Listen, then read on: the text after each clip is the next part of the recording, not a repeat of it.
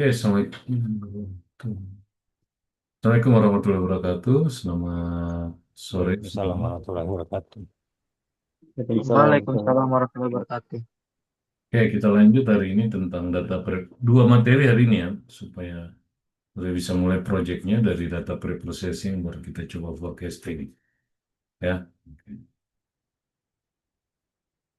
Oke, umumnya kalau teman-teman saya rasa sudah paham ya, cuma mungkin pendekatan teknis dan beberapa alternatif yang apa, varian alternatif dalam data preprocessing, terutama inputasi, itu bisa menjadi beberapa pilihan ya.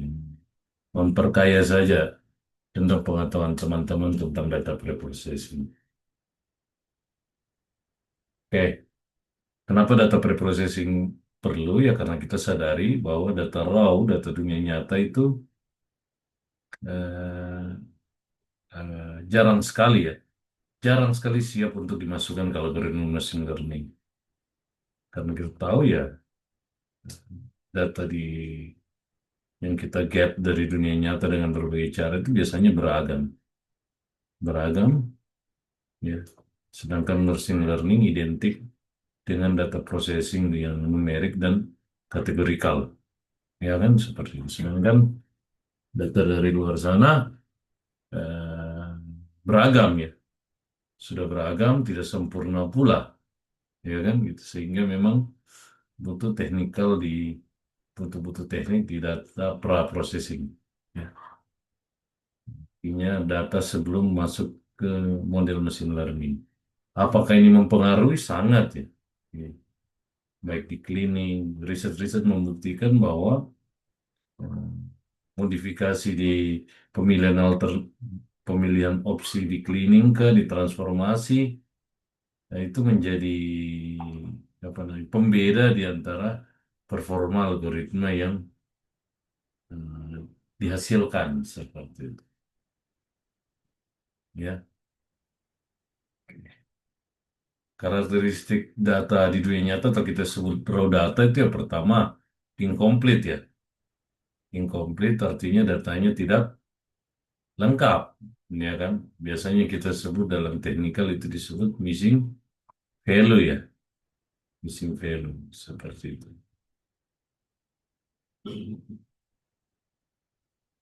Oke. Yang ketiga noise. Beda missing value, noise ini eh, mengandung kesalahan, datanya ada tapi salah. Bisa error manusia, kesalahan penitikan, ya kan?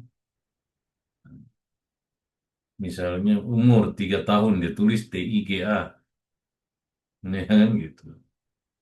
Oke. Atau pencilan outlier, umur 1000 tahun, umur manusia misalnya. Atau umur -2. Adakah umur -2? Misalnya kan seperti itu. Inkonsisten. Nah, inkonsisten biasanya itu kita temukan di dating ya. Format dating ada yang formatnya dead mon years, ya ada yang terbolak-balik pemisahnya atau satuan ukur. Ada satu maksudnya meter, ada 1000 maksudnya meter. Ada juga 1000 maksudnya 1 meter juga. Ya ternyata 1000 mili. Ya kan gitu. Nah, itu karakter-karakter data yang inkonsisten. Nah, unbalancing itu ya termasuk datanya tidak, distribusinya tidak balance. Ya, nah ini eh, tindak lanjut juga ini ya. Perlu ditindaklanjuti juga ini. Lengkap, bersih, but unbalancing. Nah, itu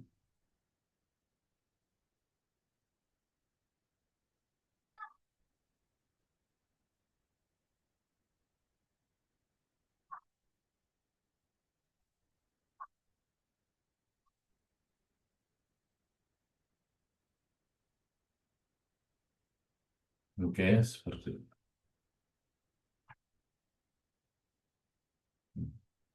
Sekali lagi yang seperti tadi saya bilang di awal, dampaknya terhadap model, ya banyak riset ya, bukan saya ngomong, banyak riset mengatakan bahwa eh, kualitas data yang direpresentasikan itu sangat mempengaruhi hasil, baik dari sisi akurasi, performa, dan lain-lain ya kan. Nah, pertama ya bias model ya. Artinya data yang kotor itu menghasilkan model yang bias. Ya. Some inputan dengan indikator yang sama bisa menghasilkan output yang berbeda. Mungkin karena datanya bias. Konvergensi lambat ya, terutama untuk plus gradient. Kalau datanya tidak bersih dan distribusi yang normal, biasanya akan eh, membuat konvergensinya lambat. Proses datanya itu kongruen itu butuh apa butuh komputasi yang lebih banyak ya. Itu sehingga menyebabkan data itu eh, memerlukan resource yang sumber daya. Nanti kalau misalnya kalian kawin, sekalian lihat bagaimana data sudah dinormalisasi dan belum, itu akan sulit, akan melihat berapa iterasinya untuk mendapat data yang kongruen atau yang seperti itu kelihatan, sehingga konvergensinya lambat.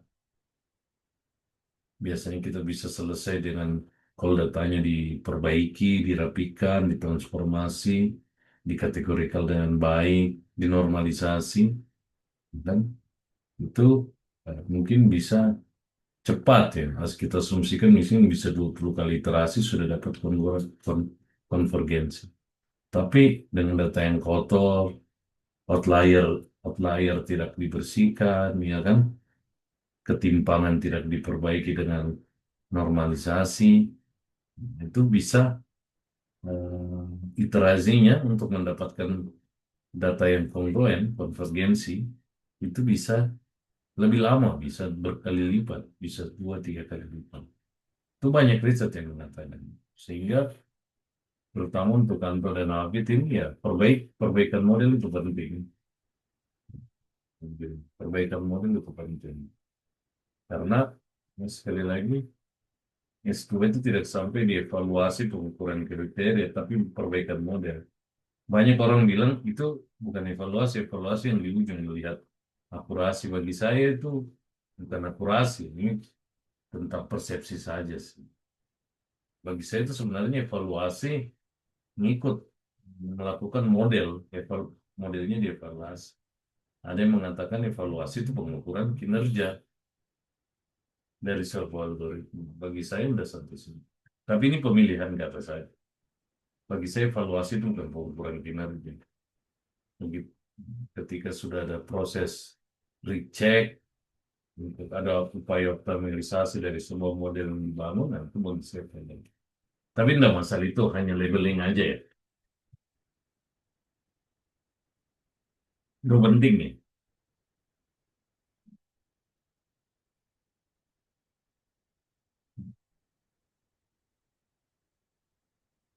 Matriks jarak terdistorsi, terutama untuk metode-metode yang berbasis jarak, KNN, K-means, itu akan didominasi oleh fitur yang rentan dengan nilai terbesar. Misalnya rentan jaraknya 1 sampai 1000.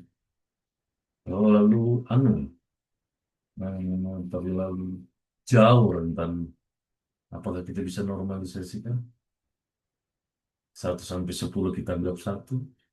Itu kan opsi-opsi yang possible dilakukan. Misalnya ada sebuah kriteria dengan label 1 sampai 1000. Why kita tidak normalisasikan? Normalisasi sederhana.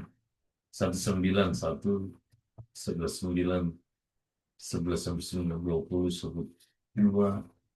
Coba ya. Nah, gitu. Karena terutama untuk yang berbasis jarak, itu akan didominasi oleh fitur yang rentan terhadap nilai terbesar.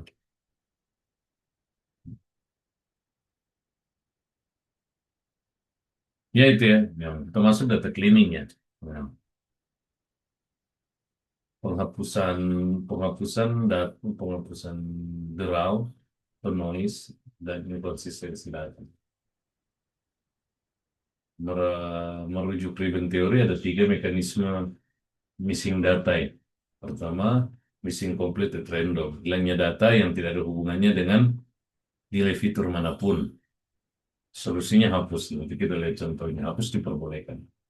Missing at random. Hilangnya data berhubungan dengan fitur lain. Misalnya, pria cenderung tidak mengisi survei berat badan.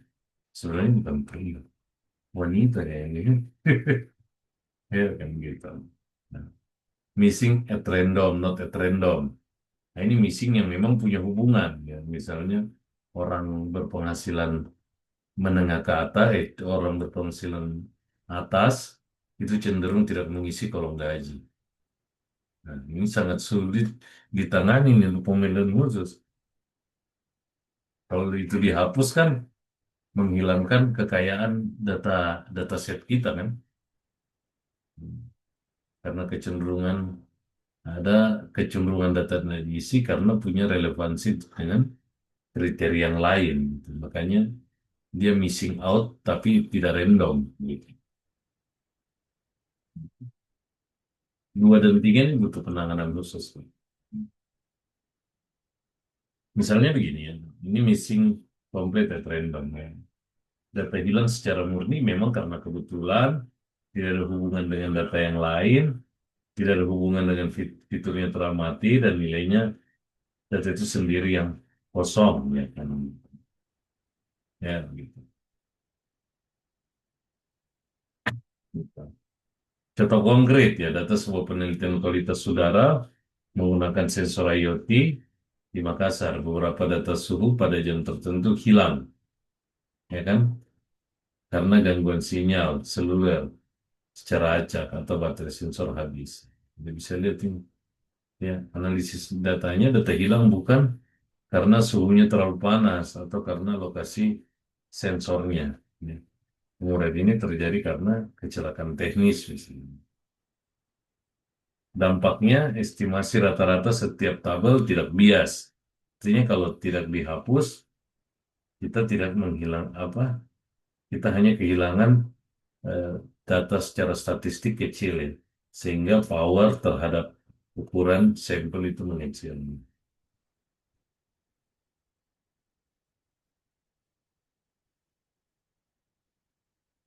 Misalnya contoh ini ya, dataset ini disimulasikan pembacaan sensor kualitas udara Makassar. Data hilang terjadi karena gangguan transmisi yang bersifat acak.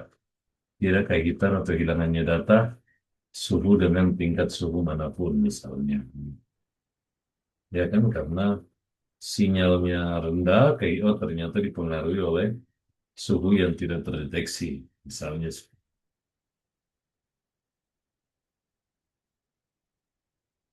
distribusinya kita bisa lihat karena memang kehilangan, murni kehilangan. Jadi kita lihat mau dibagaimanakan itu data ini. Missing at random, jadi peluang hilangnya data bergantung pada variabel lain yang telah mati dalam dataset. Misalnya, kita melakukan survei kesehatan mental di kampus, temukan bahwa mahasiswa laki-laki cenderung tidak mengisi kolom tingkat kecemasan dibanding mahasiswa perempuan. Nah, ini artinya datanya, data tingkat kecemasannya itu kosong, cenderung laki-laki, kecenderungan laki-laki. Jadi missing analisa kita adalah hilangnya data kecemasan atau kosongnya data kecemasan berhubungan dengan variabel lain jenis kelamin atau variabel teramati. Nah, namun kita tidak bisa temukan hubungan antara data yang tidak bergantung apakah mereka sangat cemas atau tidak. Seperti itu. Kita tidak bisa amati dia tidak isi karena cemas atau tidak, cuma berdasarkan laki-laki. Mungkin laki-laki tertutup soal kecemasan ya, gitu ya. Kita kan laki-laki mau dilihat kuat kan, ya kan. Jadi kecemasan itu ya, sangat apa namanya, sangat susah dibahasakan. Maksudnya kita bisa pendam gitu. Dampaknya jika kita kita hanya menghitung rata-rata tanpa mempertimbangkan jenis kelamin, hasilnya kan bias. Kita bisa memperbaikinya dengan melakukan imputasi. Imputasi itu mengganti dengan variabel dengan informasi dari variabel jenis kelamin.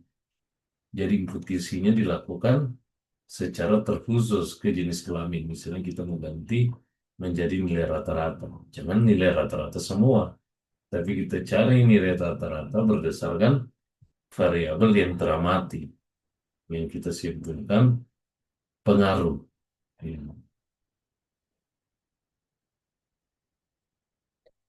itu ya. Ini pengamatan-pengamatan ini memang butuh kejelian dan pengalaman.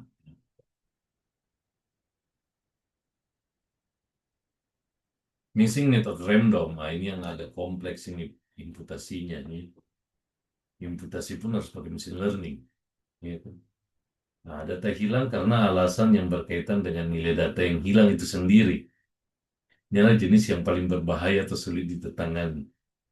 Contoh konkret, ya misalnya kita yang mau ekonomi masyarakat. Kita menyebarkan kuesioner tentang pendapatan bulanan. Orang-orang dengan pendapatan sangat tinggi, misalnya miliuner atau sangat rendah di bawah garis kemiskinan, cenderung mengosongkan kolom pendapatan karena pesan privasi dan rasa malu. Yang miskin mungkin karena malu, yang kaya mungkin karena takut. Ya kan, bukan kalau zaman sekarang bukan privasi lagi, mungkin takut saja. Ya.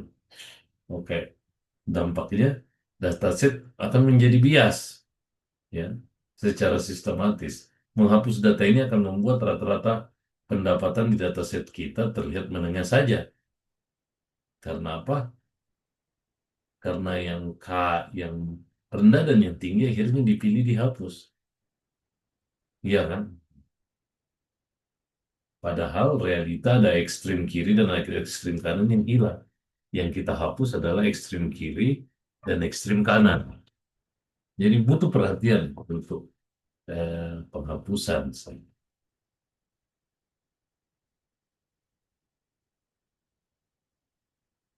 Ya, seperti itu. Hmm. Tapi kita lihat apa yang bisa tangani. Jadi, kalau deleting sudah sangat jelas ya. Kalau seperti ini bisa dihapus.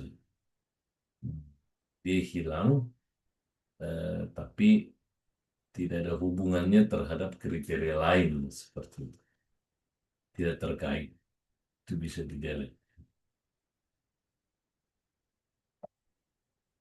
Nah, yang masalah adalah kalau udah di-delete, mau diapain? Iya kan? Itu problematika. Kalau udah dihapus, mau diapain? Mau dibiarkan kosong? Tidak kan? Kalau dibiarkan kosong kan tidak bisa diproses. Mau diganti nol pada dasarnya. Nah, sekarang kita pakai teknik imputasi. Imputasi itu adalah mengganti nilai. Jadi boleh diganti nilainya. Teknik imputasi adalah prosedur statistik yang digunakan untuk mengganti data yang hilang, missing value, dengan nilai pengganti yang diperkirakan. Ya. Perkirakan ini bukan tebak-tebak berhadiah, ya, tapi memang nilai matematis dari rasionalisasi data kita. Imputasi adalah langkah kritis dalam data preprocessing. Pemilihan teknik yang salah dapat menyebabkan distorsi distribusi. Seperti yang tadi kita bilang, apa, ekstrim kiri dan ekstrim kanan dari data kekayaan itu bisa saja hilang karena kecenderungan si miskin malu, malu mengapa namanya, malu membahasakan si kaya privasi gitu. Imputasi univarian. Imputasi univarian, teknik ini hanya melihat satu fitur kolom untuk waktu untuk menentukan nilai pengganti. Nah, misalnya ini ya kan. Ini salah satu teknik yang bisa kalian pakai. Dia tidak punya waktu lain. Mean imputation atau nilai rata-rata. Kita mengganti nilai hilang dengan rata-rata kolom tersebut. Karena kita analisa tadi, suhu yang hilang itu tidak ada kaitannya dengan waktu, tidak punya relasi yang kita dapat justifikasi dengan kolom yang lain. Sehingga kita bisa mendapatkan pakai mean imputation, mengganti nilai rata-rata dari seluruh kolom. Kapan digunakan mean imputation? Karena kalau data berdistribusi normal dan mekanisme hilang bersifat MCR. MCR tadi yang itu ya, ini missing complete at random.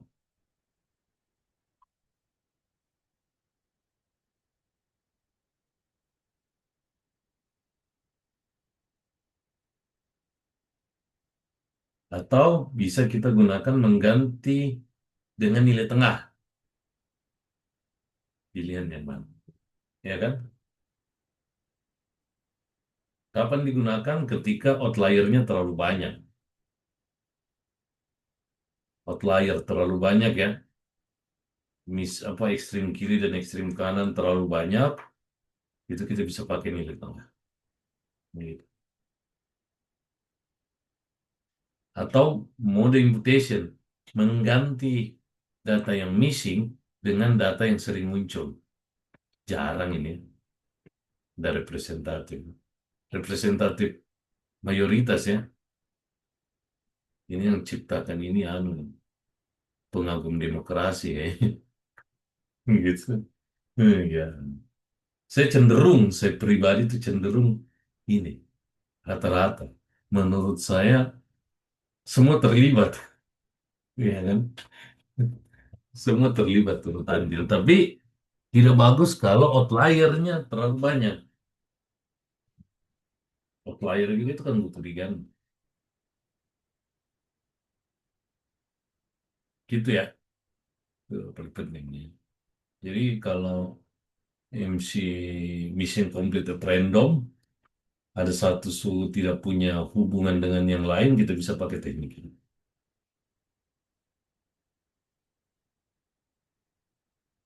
Dan di bab 4 kalau datamu ini sudah bisa 10-20 lembar loh dibahas. Tesis saya untuk data, disertasi saya khusus data di preprocessing di bab 3. Dan prof saya suruh bab 3 itu 30-40 lembar. Karena memang tesis saya, disertasi saya harus ada standar 50.000 kata. Jadi memang harus dioptimalkan berkata-kata, ya kan? Sudah dioptimalkan berkata-kata bahasa Inggris pula. Aduh, ya kan gitu. Jadi,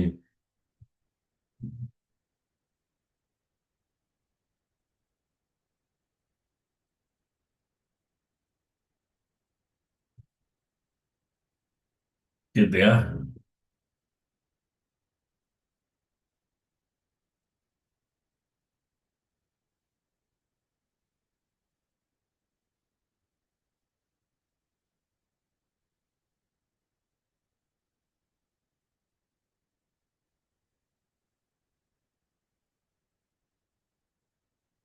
Oh, ini contohnya ya, penerapan dataset HR tingkat cemas karena hilangnya. Oh, salah copy nih. Oh ya ini, lain ini. Oh ya ini yang tadi sulit. Mirip-mirip lah tampilannya.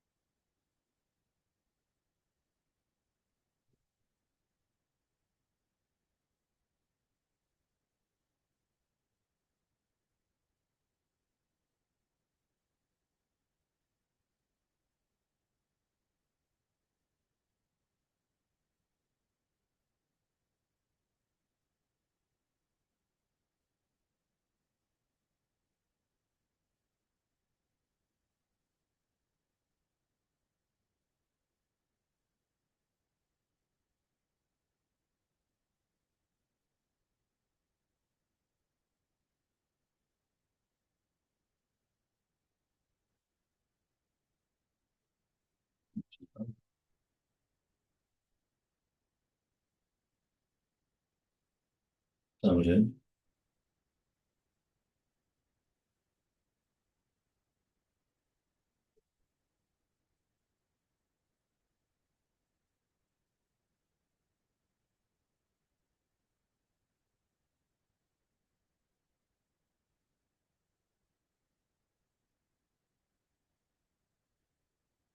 oke.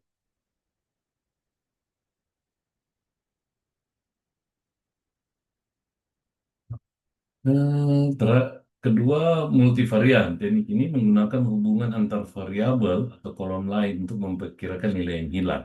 Nah, ini pendekatan standar ini untuk riset tingkat magister ya. Ini disarankan ini ya. Kita bisa pakai KNN imputation, mencari nilai K sampel terdekat yang memiliki data lengkap, lalu menghitung rata-rata nilai mereka untuk mengisi data yang hilang. Kelebihannya mempertimbangkan kemiripan antar observasi gitu. Dicari kriteria yang punya pengaruh, dihitung rata-ratanya itu saja gitu. Atau multivariate imputation by Kenneth equation, juga dikenal sebagai iteratif imputator. Algoritma ini memodelkan setiap fitur yang hilang sebagai fungsi dari fitur lain secara iteratif. Nah, ini matematikanya ini udah kompleks ini. Contoh, kita lihat saja contoh ya. Ini cemas yang hilang ya, cemas yang hilang. Nah, di sini karena hilang data tingkat cemas bergantung pada variabel gender. Oh, pria. Oke.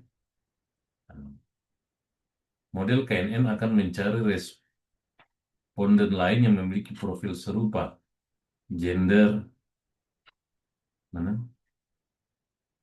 Laki-laki, usia 23. Salah tulis saya ini. Harusnya usia 23. Dan menggunakan nilai mereka untuk memprediksi angka kecemasan yang hilang seperti itu. Karena yang satu cuma satu, berarti cuma 23. Gitu. Kalau ada dua, dicari rata-rata dari dua nilai itu. Jadi ini diganti dengan 24. Di sini diganti dengan 5, ini 5. Gitu ya. Oh ini cemas kayak yang sorry ini 5, ini 65.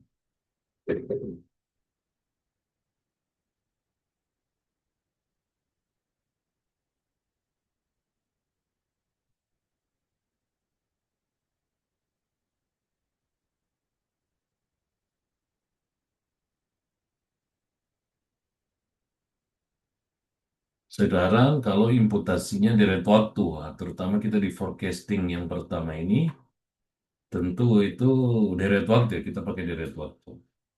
Walaupun nanti kita coba ekstraksi kriteria lain. Hmm, imputasi deret waktu. Ini sepertinya dapat ke ini kalau dengan dengan regresi. Tapi regresi lama, memang saya sudah perkirakan kita akan lama di sini. Nah, imputasi dari waktu ini karakteristik tergantungan urutan sehingga tidak bisa diimputasi secara acak. Nah, ya kan? Kita bisa pakai last observation carry forward menggunakan nilai terakhir yang diketahui, ya. Atau kita bisa gunakan NOCB, next observation carry backward menggunakan nilai berikutnya yang diketahui. Ya, bisa pakai nilai after, nilai before-nya, atau linear interpolation. Nah, ini yang lebih bagus ya, menghubungkan nilai titik sebelum dan sesudah data hilang dan garis lurus untuk mencari nilai di antaranya. Nah, ya kan? Jadi, di antara 28,7 dan 29,5 itu adalah 29,1. Di antara 29,50 dan 35 itu adalah 3,0. Begitu ya.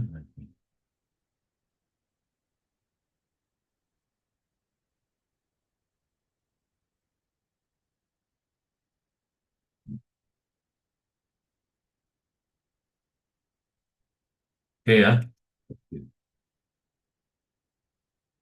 Jadi contoh penerapan, dan jika suhunya 1 adalah 28,5 dan jam 3 suhunya 29,1, ya kan, sedangkan jam 2 hilang, ya, teknik linear interpolation akan mengambil nilai tengah di antara keduanya, ya, misalnya ngisi orang tetap.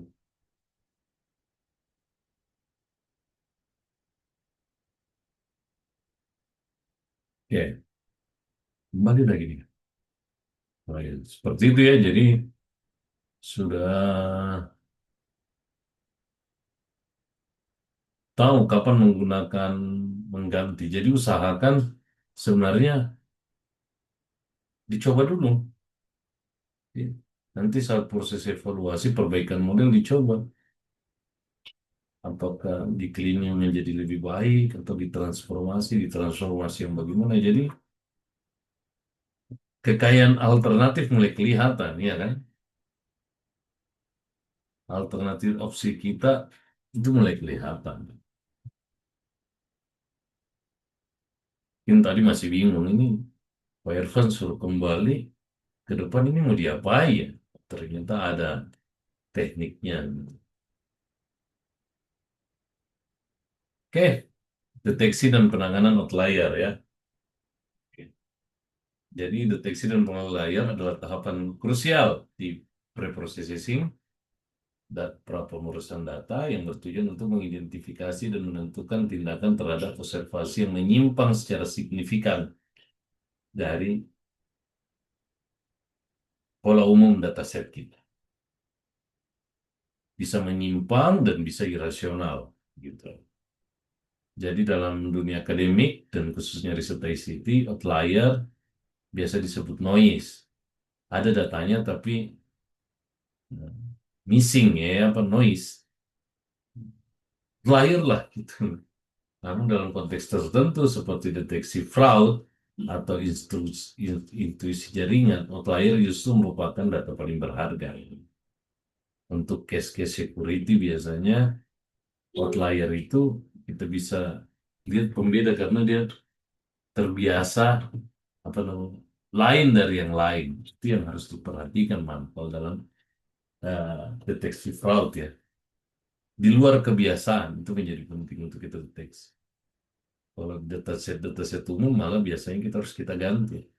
Kalau di security, di fraud, di luar kebiasaan itu yang harus ditelaah. Nah, ya, nah, kita punya metode statistik Z-score ya.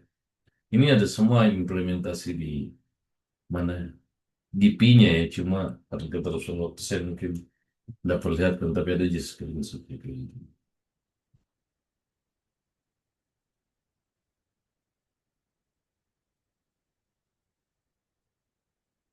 Ya,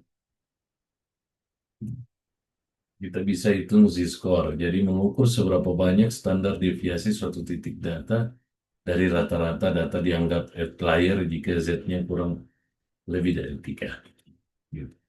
Ini kita bisa ganti-ganti nih. Seperti saya contoh, akhirnya setelah Z di sini kan kalau secara kasat mata outliernya 0,5 sama 8,5. Kalau kita pakai Z-score, kita melihat standar deviasi. Kalau standar deviasinya lebih dari 1, makanya 0,5 masuk outlier. Tapi kalau standar deviasinya kita lebih besar dari 2, maka cuma 8,5. Tapi kalau dari pengamatan, ya yang benar adalah Z-score absolutnya lebih besar dari 2 ya. Untuk karena IPK 0,5 itu sebenarnya bukan outlier. Itu rasional. Cuma data kita masuk outlier ya. serta pilihan kita apakah kita mau tetap masukkan 0,5 atau tidak itu tergantung case lagi. Sedangkan 8,5 ini memang sudah outlier. Di standar IPK berbasis 4, 8,5 itu adalah kesalahan yang disebut outlier. Nah, kita bisa pakai metode statistik Z-score ya. Atau kita pakai box plot. Box plot itu melihat grafik visual di mana eh, nilai itu berada di luar dari data yang banyak gitu ya. Misalnya seperti ini ya kan, data durasi. Kita bisa pakai visualisasi box plot untuk kita bisa melihat, oh ternyata 24 dan 36 ini adalah outlier. Dia ada di luar kelompok box plotnya.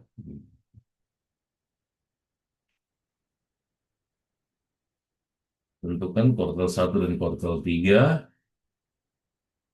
ini rumusnya ya, untuk menentukan batas atas dan batas bawahnya.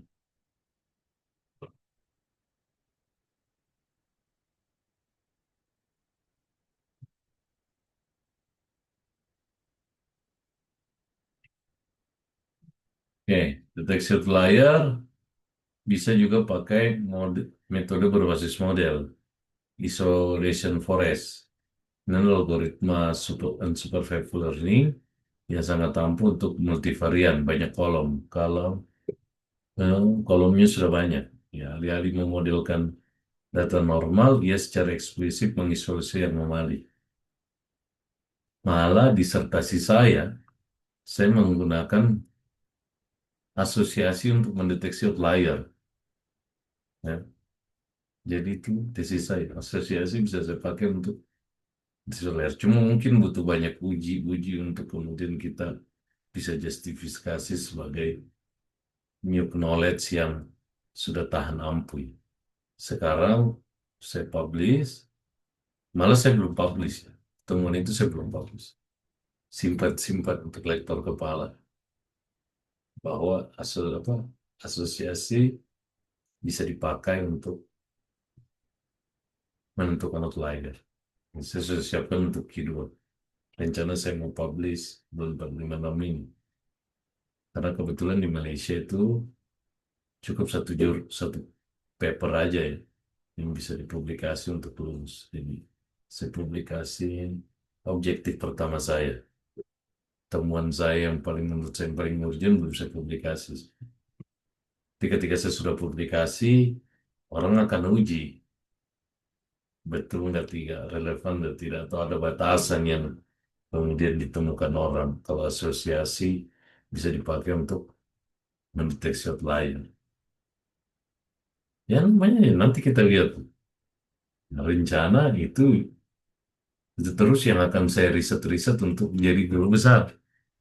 Nanti saya guru besar outlier, ya kan? Spesialis bidang outlier detection, bukan machine learning, ya kan? Spesifik. Nah, machine learning terlalu besar ya, beban beban apanya namanya? Beban beban keilmuannya terlalu aneh. Ini kita spesifik. Prof karena outlier, ya karena ya, gitu aja. Ya.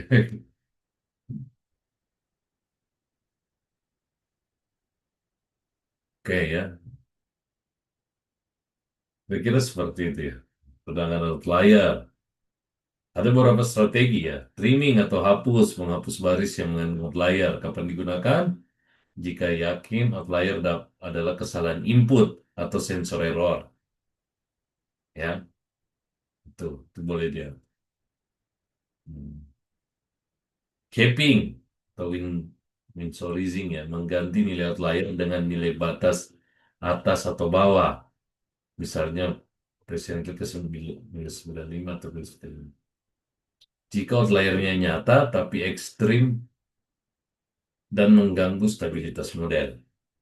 Kita ekstrim misalnya minus 150 umur. Nah, kita ganti saja kedua. karena ternyata dataset kita dua paling umur paling sedikit. Terminnya 100 apa umur 150. Oh, kita ganti ke 86 karena di dataset kita umur 86 adalah yang paling tinggi gitu. Nah, transformation. Nah, ini menggunakan fungsi matematis seperti yang lain tadi ya. Rata-rata, nilai titik tengah atau lain gitu ya. Jika data memiliki squamous, menceng kiri atau kanan, ya. Data tidak balance, itu kita bisa, outlier kita bisa ganti dengan nilai matematis. Log kah, atau nilai tengah kah, atau imputasi. Imputasi bisa minta ganti, ya, dengan nilai, apa namanya, imputasi itu dengan nilai median, ya. Gitu. Mirip penanganan missing value. Nah, ini dipakai jika ingin mempertahankan jumlah outlier, karena kekurangan itu bisa dianggap merusak dataset kita. Dibiarkan menggunakan model yang robust terhadap outlier. Ini yang susah, dibiarkan. Berarti kita punya keterbatasan opsi metode ya. Boleh, tapi kalau model kita itu robust atau artinya tahan terhadap data kosong, outlier. Seperti random forest, gradient boosting. Tapi kalau model matematis berbasis jarak dan berbasis komunitas, nggak bisa. Dia pasti akan error. Kayak itu ya. Ih, ternyata masih ada ya. Data transformation. Tapi memang harus selesai anu, sampai regresi. Karena proyeknya sudah harus dikerja 2 minggu. Data transformasi adalah proses mengubah data dari satu format struktur ke nilai ke dalam representasi baru ya. Kita bisa lihat. Nah, kenapa data ditransformasi? Karena umumnya algoritma machine learning itu membutuhkan input numerik. Kita bisa pakai handling categorical feature. Kita bisa pakai ordinal encoding. Untuk data kategorikal yang memiliki ketentuan logis, misalnya rendah, sedang, tinggi, kita ganti 012. 0 untuk rendah, sedang untuk satu atau 123. Itu kategorikal ya. Logikal ya. Jelas ya, paham ya. Jadi misalnya ada perempuan laki-laki nggak menjawab, ya 012 misalnya ya. Atau kategorikal tapi yang punya urutan logis ya. Tapi one hot encoding ini dan untuk data nominal tapi tidak ada urutannya. Misalnya mobil, motor, Yamaha, Honda, Suzuki. Ya, itu kita bisa ganti 123 atau 135 gitu. Itu boleh ya, boleh membuat kolom biner baru untuk kategorikan. Dan itu boleh.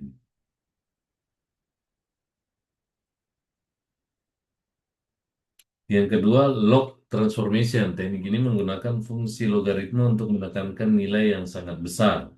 Sangat efektif untuk data yang memiliki ekor panjang di sebelah kanan. Ya, seperti data pendapatan, harga rumah, atau jumlah penduduk. Power transformation ini adalah metode yang lebih canggih karena secara otomatis mencari nilai lambda untuk menormalkan data. Perasaan ada contohnya. Lupa saya screenshot ini.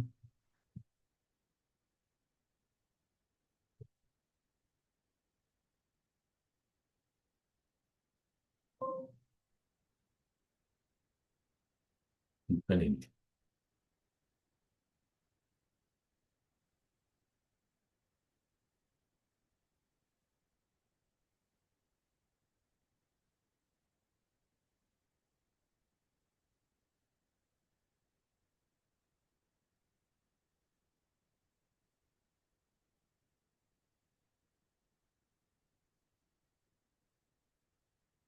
Kayaknya ini.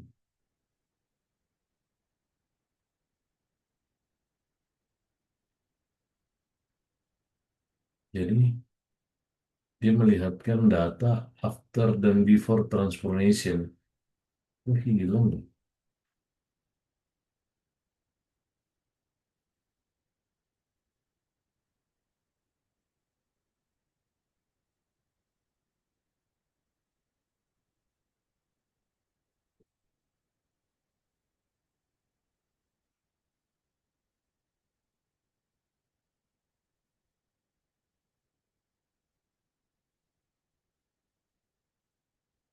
Ini kalau begini mau di restart ini, janganlah.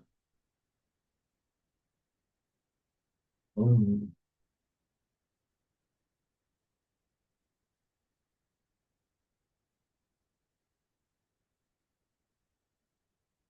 pesan sudah dapat tadi mah.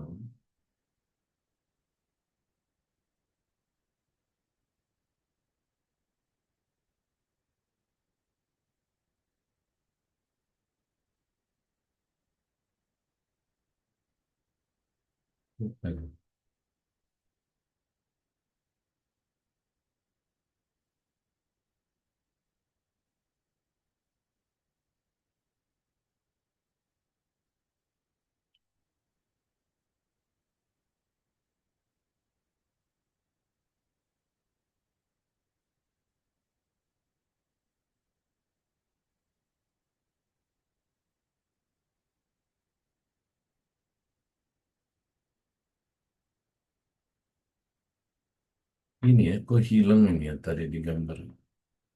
Jadi kita bisa lihat data asli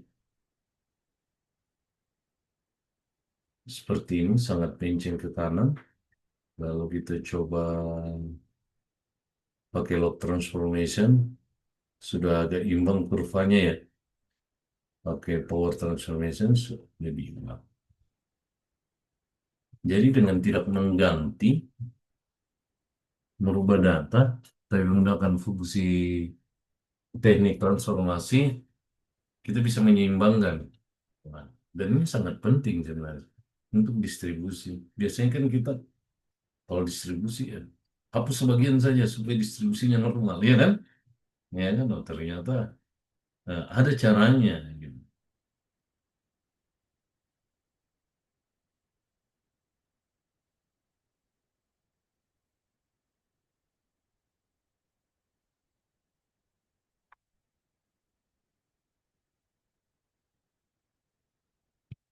Oke ya, sepertinya saya harus screenshot ini. Oke, itu sudah selesai ya. Sudah selesai untuk data transformasi. Nggak boleh, harus lengkap hari ini supaya ada proyek kerja 2 minggu.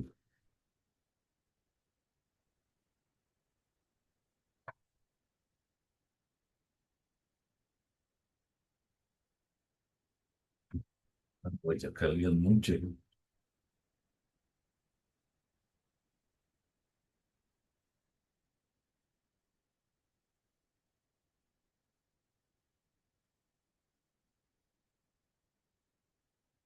Oke, ya.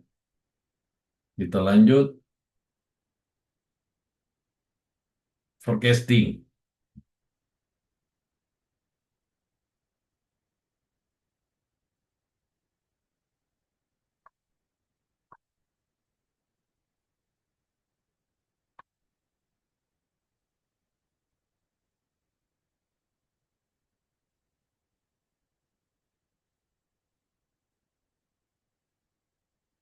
Oke, forecasting atau biasa kita sebut meramal. Kenapa meramal itu kayak aneh? Persepsi saya konotasi negatif, tidak tidak saintis. Ini Natal ini peramal-peramal, artis-artis peramal ini, ya kan? Sosial media. Prediksi. Ya, gitu. Ah, forecasting lah. Oh, konotasi saya jelek itu untuk meramal. Oke. Jadi pemodelan tafsir ini menggunakan algoritma pembelajaran mesin. Tapi ternyata ARIMA, Global Exponential Smoothing, itu bukan mesin learning. Itu memang prediksi, tapi bukan mesin learning.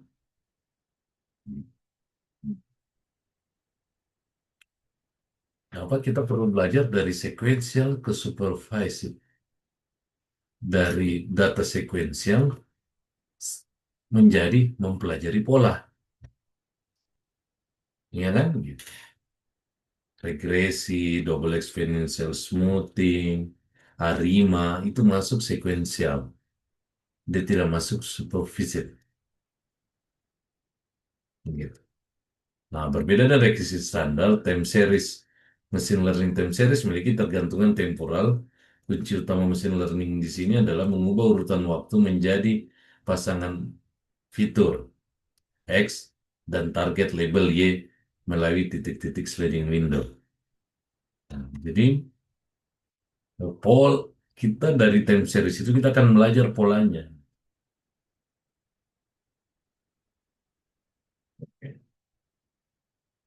Jadi taksonomi Shelbyran pilihan model ya memilih model berdasarkan kompleksitas data. Ini ada beberapa pilihan ya. Tree based assembly bisa pakai Cirrus, like BM, random forest, deep learning ya tentu pakai LSTM yang paling banyak ya, long short term memory, atau hybrid menggabungkan ARIMA linear dengan machine learning untuk non-linear untuk akurasi optimasi. Ada metrik evolutionnya, pengukuran metrik kinerjanya ya. Jadi ini harus ada, tapi yang proyek kita yang saya maksud itu adalah dievaluasi modelnya, bukan evaluasi metriknya.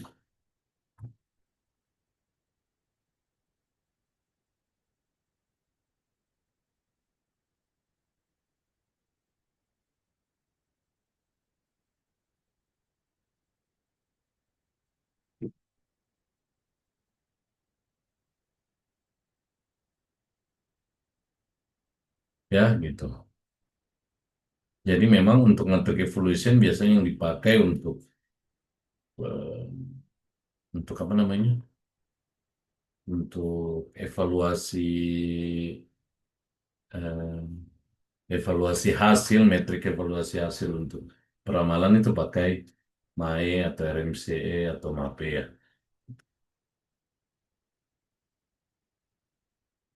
Langsung ya, to the point saja ini. Ini saya punya kasus.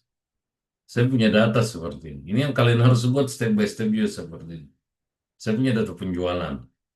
Oke ya. Saya bisa deteksi ada format tanggal yang inkonsisten. Ya kan? Data noise. Itu kosong. Gitu. Ada data missing value. Dan ada outlier. Outlier saya dapat minus 150. Masa ada penjualan minus? Ya kan? Gitu. Oke. Tuh. Ini kan saya punya contoh diagram kan seperti ini ya. Ini yang saya kasih lihat kemarin kan. Nah, saya step by step. Tapi tidak bikin PowerPoint ya. Ini kan saya screenshot. Kalian harus perlihatkan datanya. Kalau kalian mau buat screenshot boleh, tapi PowerPoint boleh, tapi perlihatkan. Pasti akan saya kejar mana data ininya. Mas, kalau saya masa kalian mau tanya, mana data betulannya, Pak? Berdosa kok itu. Ya kan? Ya kan? Ada di ini. Ya. Data raw-nya mana ini? Data raw. Ini ada ini ya.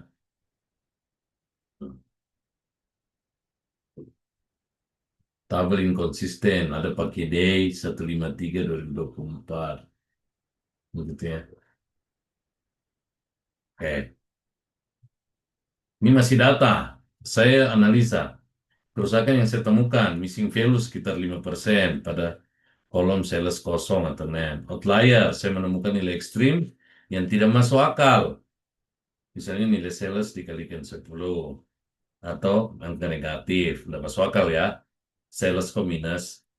Data noise, beberapa baris pada kolom sales kini berisi teks seperti tanda tanya, nul atau error, bukan angka.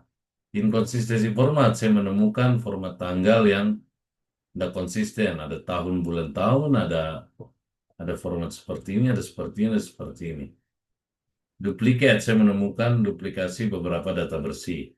Baris data duplikat bahwa data tidak berurut, urutan waktu tidak acak.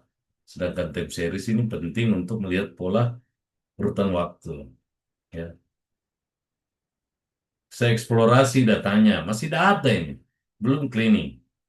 Total baris 1906, total kolom 2 date sama sales, jumlah missing value 59 baris 6. Jenis data keduanya bertipe objek, teks, karena campuran angka dan kata-kata.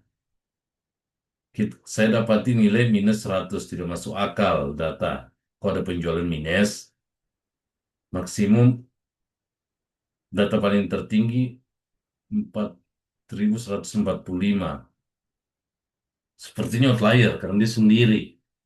Ya, ini proyekmu, bahasakan seperti ini. Saya masuk cleaning, saya menghapus duplikat. Namanya double, dihapus.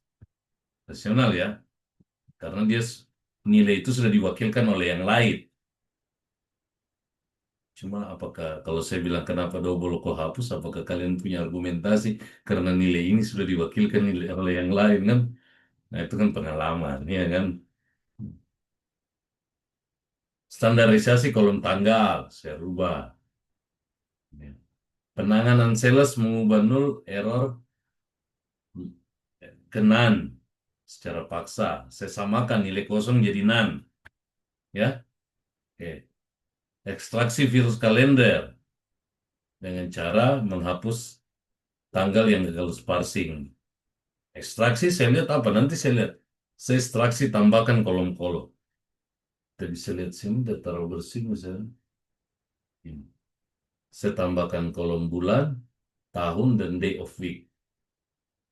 Untuk temukan dia weekend atau tidak. Untuk kita bisa lihat pola weekend atau tidak. Nanti di random forest. Saya pakai random forest metode ini ya. Jangan kalian random forest lagi. Ya, gitu. Nah, ini cleaning saya data duplikat. Saya bukakan fungsi drop duplikat. Non numerik. Semua angka 0, sales diubah paksa menjadi none agar bisa diproses. Data hilang, non asli. Nah, kita pakai MCA, pakai MICE untuk karena saya mengidentifikasi dia missing at random. Jadi saya bukan missing complete ya. Saya pakai missing, saya mengidentifikasi missing random. Dia punya pengaruh dengan yang lain. Jadi saya pakaikan MICE. Di mana nilai sales yang hilang bisa diprediksi oleh fitur lain, tanggal atau musiman. Ya, per persen saya buat 2 hari, saya baca 1,5 jam, anjing. Saya kayak tidak ikhlas. Ya kan? Format tanggal inkonsisten ya. Saya pakai standar format tanggal ini ya. Tahun bulan. Saya paksa semua ke sini. Outlier, negatif. Saya pakai algoritma machine learning tanpa pengawasan yang mengisolasi anomali. Saya tadi pakai metode apa itu yang terakhir itu ya? Di transformasi. Oh ini pakai isolative forest. Hmm. Identifikasi, tangani dengan capping, pembatasan menggunakan nilai batas, atas, dan box plot. Itu yang bisa dilakukan. Transformasi. Nah, saya transformasi. Setelah cleaning, transformasi dilakukan untuk meminimalkan pola agar lebih mudah ditangkap oleh model peramalan ya. Saya pakai fitur extraction, mengubah kolom date menjadi fitur mon 1 sampai 12 untuk menangkap musiman bulanan. Years untuk menangkap tren naiknya tiap per tahun. Day of week untuk dapat weekend dan bukan weekend. Dan tiba-tiba hujan deras, lebih baik di rumah kayaknya yang baru. Saya catering lagi.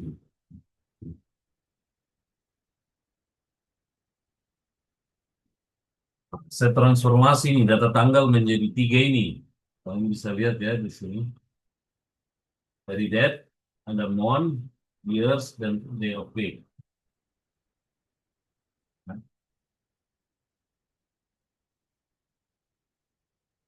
jadi dari tanggal kita sudah bisa dapat pola. Weekend, weekend dengan weekday, ya kan gitu. Lalu saya lihat ternyata distribusiku moncong ke kanan, ya. Nanti moncong ke kanan dia. Tidak distribusi normal. Tapi saya akan coba modelkan after dengan data bersih before transformasi dan data bersih setelah transformasi.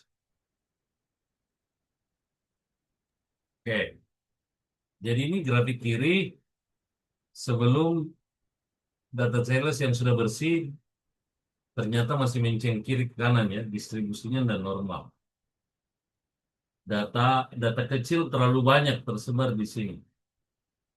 Ya, data besarnya sedikit. Nah, sedangkan ini setelah ditransformasi pakai Yo Johnson, saya pakai Power Transformation. Tadi saya dijelaskan di depan Power Transformation. Saya terapkan distribusi data berubah secara drastis menjadi simetris, ya kan? Lebih simetris inilah daripada ini ya. Kita bisa lihat nilai kemiringannya dari 0,91 jadi 0,02, ya. Jadi lebih jauh lebih ideal untuk di forecasting, seperti regresi linier atau deret waktu lainnya untuk menangkap pola musiman dan tren kependudukan tanpa terdistorsi oleh kemencengan data. Nanti kita lihat, diuji, apakah hipotesa saya ini benar atau tidak. Karena saya akan uji pakai ini dan ini. Nah, ini yang paling jarang ada. Pendekatan matematis. Random forest itu agak rumit dijelaskan kalau kita pakai model black box. Langsung terapkan di Python pakai function, library, orang nggak akan mengerti. Machine learning, kau harus punya kemampuan menyederhanakan model matematis itu ke ranah yang bisa dimengerti oleh orang. Contohnya ini, dari 1.000 lebih saya ambil 5 data awal.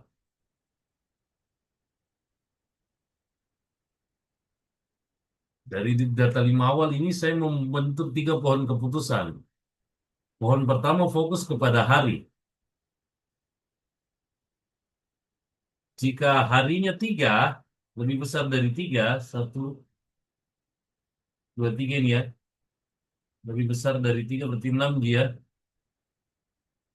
maka prediksinya 105. Karena tidak ada yang 105, prediksi 115.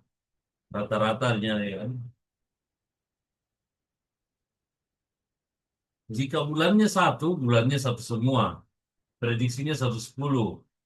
Saya rata-rata dari ini. Jika tidak, prediksinya 150. Pohon C fokus ke paritas hari, bukan weekend dan weekend ini ya. Ternyata saya coba pakai ganjil genap.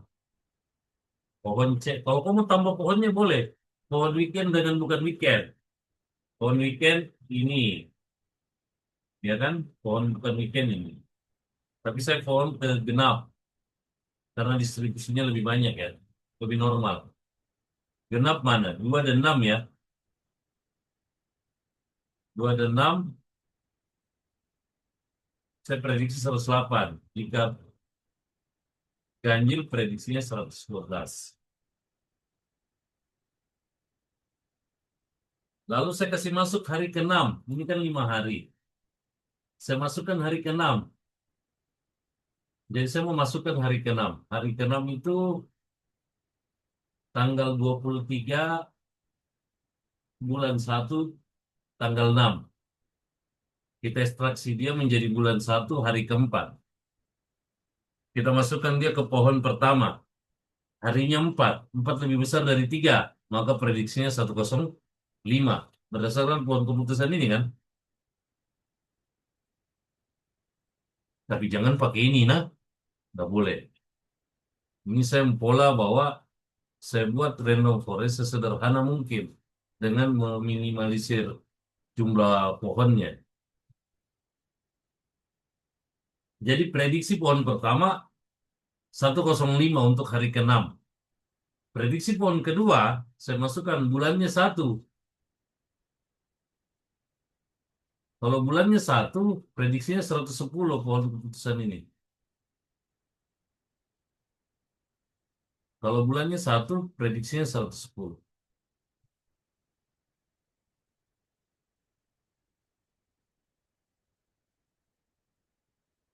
C, input hari keempat. Hari keempat itu genap. Kalau genap 108. Jadi ada 3 prediksi, 105, 110. Yang mana dipakai? Suaranya putus-putus, Pak.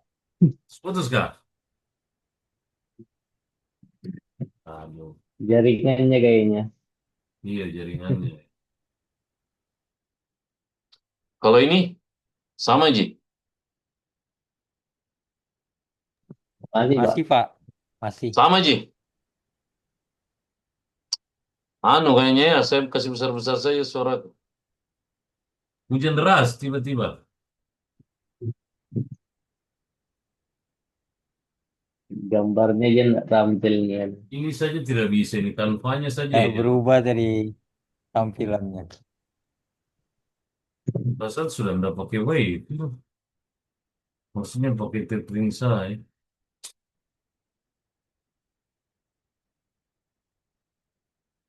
Ya, lanjut.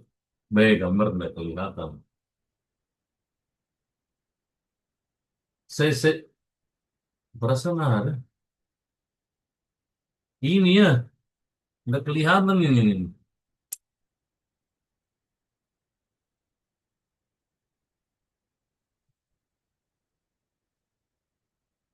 Yang sudah saya ekspor kayaknya.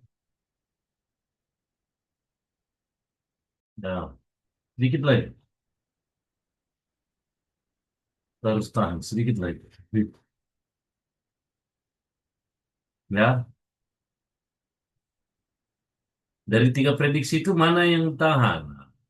Langkah kedua adalah agregasi. Kita agregasi saja. Jadi diprediksi 107. 107, kita hitung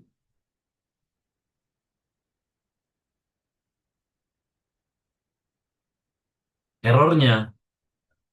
Error bisa ditahu karena kita sudah bisa dapat nilai faktual. Saya punya nilai faktual data keenam adalah 103. Kita cari saja errornya. Errornya adalah 4,2, ya kan? Kalau di dalam persentase, itu adalah 0,4 atau 4%, ya. Kesimpulan simulasi ini membuktikan bahwa meskipun masing-masing pohon memiliki pendapat yang berbeda-beda, proses rata-rata pada random forest berhasil menstabilkan prediksi dan mengurangi varian, sehingga menghasilkan nilai yang lebih mendekati kenyataan dibanding hanya menggunakan satu atau dua koordinat. Dari sini kan orang tahu, oh random forest itu banyak pohon, diprediksi berdasarkan pohon A, B, C, kemudian dicari agregasinya, ya kan? Gitu. Karena ada pendekatan matematis. Nah, saya implementasikan di Python untuk semua data ya, untuk seluruh data. Ini data sebelum transformasi dan setelah transformasi. Ini ya data bersih saya. Nah, ini. Jadi data sales 108. Ini punya menceng ke kiri, artinya data yang 100 itu terlalu dominan. Yang 100 kecil terlalu dominan. Nah, kita bisa lihat dulu. Ini data-data kecil ini terlalu dominan. Nah, sedangkan data 500 range-nya terlalu tinggi. Boleh terlalu tinggi, tapi kalau distribusinya normal. Iya kan? Nah, saya distribusi ulang menggunakan power transformer. Jadinya sudah lebih normal ini. Titik tengahnya sudah imbang, ke kiri lumayan, ke kanan lumayan. Dan sama persis, Anda harus cari begini sekali juga, ya kan? Jangan juga dipaksakan, tapi udah diupayakan di normal. Saya gunakan Python, ya, kemudian saya dapat nilai MAP-nya. Kalau begini kan kita mau lihat bingung tonji juga ya, grafik. Nah, saya ukur pakai MAP. Ternyata MAP-nya turun 0,1% sekian. Kalau secara grafis agak susah dilihat ya, karena cuma 0,1%, grafiknya mirip-mirip ya. Tapi nanti setelah diuji map-nya, baru jadilah kita bisa akurasi bahwa model prediksi yang kita pakai menggunakan random forest itu bisa lebih stabil, akurat, Apalagi ketika sudah dinormalisasi. Kalau ini kamu jadikan proyekmu, kau harus evaluasi modelmu, upayakan ini turun. Nah, itu kalau proyek. Kalau tugas cukup sampai di sini. Paham ya? Nah, selamat mengerjakan tugas. 2 minggu ini waktunya. 3 minggu malah, karena 2 minggu kita libur, ya kan? Ada data, deskripsikan itu data, jelaskan. Seperti tadi saya menjelaskan, jumlahnya sekian, jumlahnya sekian. Ya kan? Jangan ini data penjualan, Pak. Saya cleaning ya. Udah informatif. Ya kan? Harus saya transformasikan pendekatan apa yang saya pakai, cleaning apa, transformasi apa. Model matematis jelaskan supaya anak SD pun bisa paham. Lalu penerapan pada Python untuk melihatkan grafik dan di, prediksinya. Oke? Selamat ya berlebaran. Selamat. Karena kita sudah libur, nanti kita masuk tanggal 1. Tanggal 1 ada potensi saya tidak masuk ya. Nanti kita lihat. Karena tanggal 1 itu hari pertama akreditasi, baru kita ke malam. Tentu biasanya saya tim menemani, ya, saya tim menemani makan malam dan lain-lain biasanya. Oke, itu saja Nenek. Selamat Oke, menunaikan Mas. ibadah puasa dan selamat Lebaran, karena Lebaran semua aja kita. Jadi saya Siap. ingatkan kata Ya, bagi saya. Pak. Oke, minta maaf dikasih tugas sebagai hari Lebaran, anggap aja THR, belajar matematika ulang dari metode yang kalian pilih.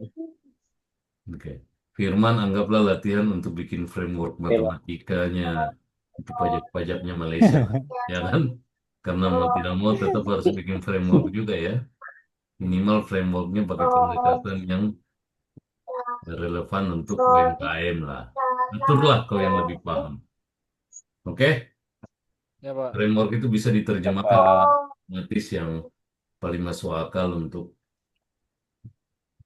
simulasi bagaimana model hitungannya sehingga valid.